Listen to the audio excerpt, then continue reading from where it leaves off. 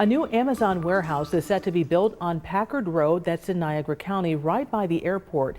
However, our partners at Investigative Post have found that Amazon will not have to pay construction workers prevailing wages. That is interesting. And so joining me in studio live is investigative reporter J. Shoemaker. Tell me, is this because of a state ruling? Yeah, so what we're talking about here is what bang the public is getting for its tax breaks.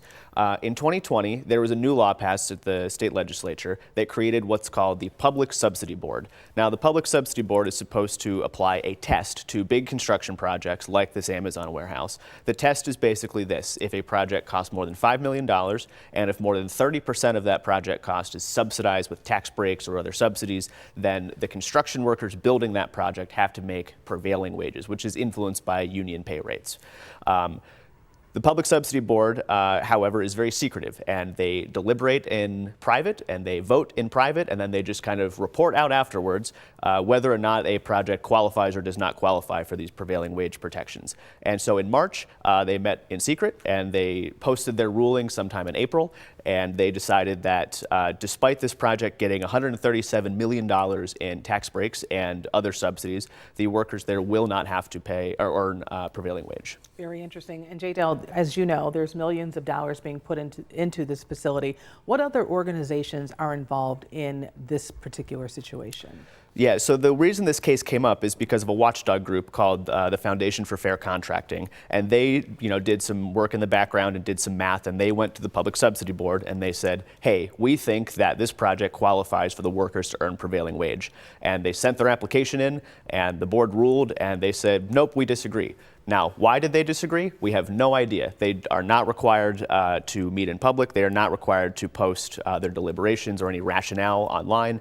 So we don't know. And on top of that, the board members are not talking publicly. The only person associated with this board who is permitted to speak publicly is Labor Commissioner Roberta Reardon. I was denied an interview request with her for this story, so we have very little insight as to why they made this decision. Why should people be really concerned about this? I mean, everybody, you say Amazon, you think, okay, well, this is going to work. Why should people really be concerned?